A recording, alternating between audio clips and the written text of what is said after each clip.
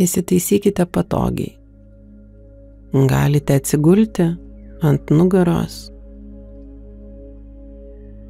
Delnais uždengti užmerktas akis, po alkūnėmis pasidėti pagalvių arba atremti jas į sieną. Arba galite atsisėsti prie stalo, pasidėti tiek pagalvių po alkūnėmis, kad alkūnės būtų pečių lygyje, uždengti užmerktas akis rankomis ir atsisėsti patogiai, kojų pėdos ant žemės. Stebėkite savo kvėpavimą, kaip jis kyla ir leidžiasi jums įkvepiant ir iškvepiant. Nuo kojų pirštelių iki viršugalvio. Stebėkim, kaip oras vaikšto kūnu.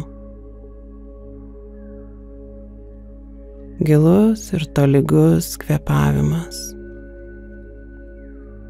Kiekvieną kartą iškvepiant sąmoningai atpalaiduokite akis. Leiskite joms įkristi giliai akidobes ir ilsėtis. Atpalaiduokite pečius, kaklą, veidą. Atpalaiduokite kaktą.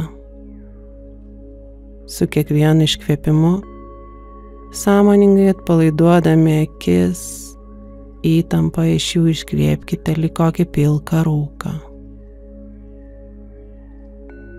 Gilus ir tolygus kvėpavimas. Tu esi ypatingas. Vemiksai yra maži mediniai žmogeliukai. Visus šiuos medinukus išdrožė Stalius, vardu Elis.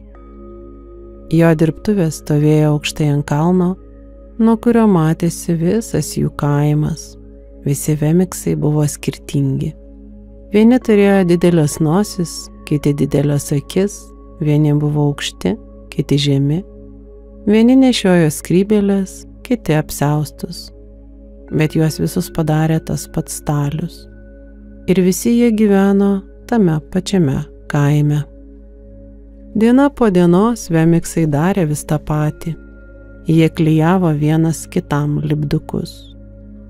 Kiekvienas vemiksas turėjo po 2 dėžutes.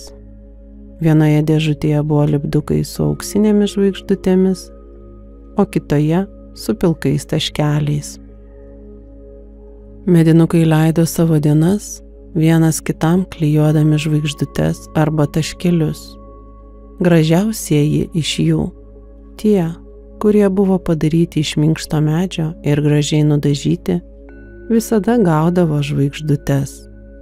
Bet tie vemiksai, kurių medis buvo šiurkštus, o dažai nusilupę, gaudavo tik pilkus taškus. Žvaigždutes taip pat gaudavo visi talentingieji. Kai kurie iš jų galėdavo aukštai virš savo galvų iškelti sunkias kartis arba peršokti aukštas dėžes. Kiti mokėjo puikiai kalbėti arba dainuoti gražias dainas. Visi jiems lipdė tik žvaigždes.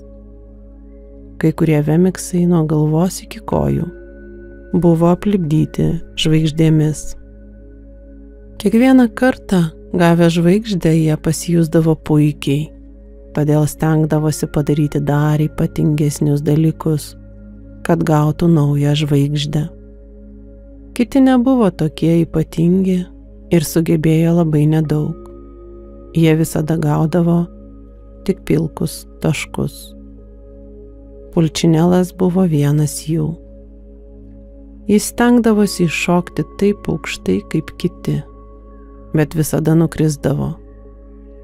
Tada visi susirinkdavo aplink jį ir lipdydavo ant jo taškus. Kartais, kai pulčinelas nukrisdavo, medis, iš kurio jis buvo padarytas, susibraižydavo. Todėl žmogeliukai pridėdavo jam dar daugiau taškų. Kai medinukas bandydavo pasiteisinti, kodėl nukrito, jis kalbėdavo labai kvailai. Ir tada Vemiksai užlipdydavo jam dar daugiau taškų. Vieną dieną Pulčinelas surinko tiek daug taškelių, kad nenorėjo pasirodyti lauke. Jis bijojo padaryti kažką kvailą, pamiršti savo skrybėlę ar įlipti į balą. Aišku, už tokius dalykus medinukas gautų dar daugiau taškų. Galų gale ant jo buvo tiek daug juodų taškų, kad kai kurie žmogeliukai prieidavo ir lipdydavo juos be jokios priežasties.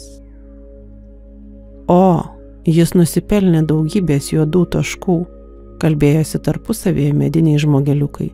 Jis tikrai negeras medinukas. Greitai jais patikėjo ir Pulčinelas. Aš tikrai nesu geras medinukas, pasakė jis savo. Keletą kartų jis pabandė įsimaišyti į taškuotų žmogeliukų minę. Su jais jam būdavo geriau. Vieną dieną jis sutiko medinukę, kuri buvo visiškai kitokia. Ji neturėjo nei žvaigždučių, nei taškų. Ji buvo tik tai medinė. Jos vardas buvo Liucija. Negalvokite, kad žmogeliukai nenorėdavo užklijuoti ant jos lipdukų. Bet lipdukai prie jos tiesiog nelipdavo. Kai kurie iš Vemiksų žavėdavosi Liucija, kad ji neturi taškelių, todėl jie bėgdavo prie jos ir užlipdydavo žvaigždę. Bet žvaigždė nukrisdavo. Kiti, pamatę, kad ant jos nėra žvaigždžių, skubėdavo prilipdyti taškų, bet jie irgi nukrisdavo. O aš norėčiau būti toks kaip Liucija, mąstė Pulčinelas. Aš nenoriu būti pažymėtas lipdukais. Todėl jis paklausė tos švariosios medinukės, kaip jai tai pavyksta. Tai paprasta, atsakė Liucija. Kiekvieną dieną aš einu pasimatyti su Eliu. Su Eliu? Taip, su Eliu, Staliumi. Aš sėdžiu jo dirbtuvėse. Kodėl? O kodėlgi tau pačiam nesužinojus? Lipk į kalną. Jis ten. Pasakiusi tuos žodžius, Liucija nubėgo. Argi jis norės mane matyti? Sušuko Pulčinelas, bet Liucija jo neišgirdo. Pulčinelas grįžo namo. Jis atsisėdo prie lango ir stebėjo medinius žmogeliukus, kurie dalino vienas kitam žvaigždes arba taškus. Tai neteisinga, sumurmėjo jis savo. Taigi jis nusprendė pamatyti Elį. Pulčinelas pakilo siauru taku į kalną ir įžengė į didelę dirbtuvę. Jo medinės akutės išsiplėtė, pamačiusios didelius daiktus. Kėdės buvo tokios didelės kaip ir jis pats. Jis turėjo pasistiepti ant pirštų galiukų, kad galėtų pamatyti stalo viršų. O plaktukas buvo ilgesnis už jo ranką. Pulčinelas sunkiai nurijo seiles. Aš čia nepasiliksiu, pasakė jis ir apsisukęs norėjo bėgti. Bet staiga išgirdo savo vardą. Pulčinelai? Balsas buvo gilus ir stiprus. Pulčinelas sustojo. Pulčinelai, kaip gera tave matyti. Leisk į tave pasižiūrėti. Pulčinelas lėtai pasisuko ir pamatė didelį barzdotą meistrą. Tu žinai mano vardą? Paklausė medinukas. Žinoma, juk aš tave padariau. Elis atsistojo ir paėmęs Pulčinelą ant rankų, pasodino ant suolo. Pasakė Stalius, pasižiūrėjęs į pilkus taškus. Atrodo, daugelis tave blogai pažymėjo. Aš labai stengiausi, bet man nieko neišėjo. O tau visai nereikia prieš mane teisintis, vaikė. Man nerūpi, ką apie tave mąsto kiti Vemiksai. Tikrai? Kas jie tokie, kad duotų žvaigždės arba taškus? Jie tokie patys medinukai kaip ir tu. Visai nesvarbu, ką jie mąsto apie tave. Aš manau, kad tu esi labai ypatingas. Pulčinelas pradėjo juoktis. Aš ypatingas? Kodėl? Aš negaliu greitai bėgioti, aš negaliu šokinėti, mano dažai lupasi. Kodėl aš svarbus? Elis pažiūrėjo į Pulčinelą, apkabino jo mažus medinius petukus ir lėtai tarė. Tu esi mano, todėl aš ir rūpinuosi tavimi. Niekas niekada į Pulčinelą taip nežiūrėjo kaip jo kūrėjas. Jis nežinojo, ką atsakyti. Aš laukiau tavęs kiekvieną dieną, paaiškino Elis. Atėjau pas tave todėl, kad sutikau medinukę be žymių. Aš žinau, ji pasakojo man apie tave. Kodėl ant jos nesilaiko lipdukai? Meistras švelniai prabilo. Todėl, kad ji pasirinko tikėti, kad tai, ką aš mąstau apie ją, yra svarbiau negu tai, ką mąsto apie ją kiti.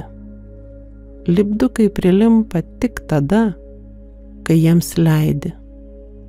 Ką? Lipdukai pasilieka tik tada, jei jie tau svarbus. Kuo daugiau tu pasitikėsi mano meilę, tuo mažiau tau rūpės lipdukai. Nežinau, ar supratau. Elis nusišypsojo. Tu suprasi, bet tam prireiks laiko. Labai jau gausiai esi nutaškuotas. Dabar tu tik ateik pas mane kiekvieną dieną ir leis priminti, kaip aš tavimi rūpinuosi. Elis nukėlė Pulčinelą nuo suolo ir pastatė ant žemės. Kai Pulčinelas jau žengė pro duris, išgirdo. Prisimink, tu ypatingas todėl, kad aš tave sukūriau, o aš klaidų nedarau. Pulčinelas ėjo nesustodamas ir mąstė savo širdyje. Aš manau, kad jis iš tikrųjų žino, ką sako. Tik spėjus jam taip pagalvoti, nuo jo atšoko vienas taškas ir, nukritęs ant žemės, nuriedėjo šalin.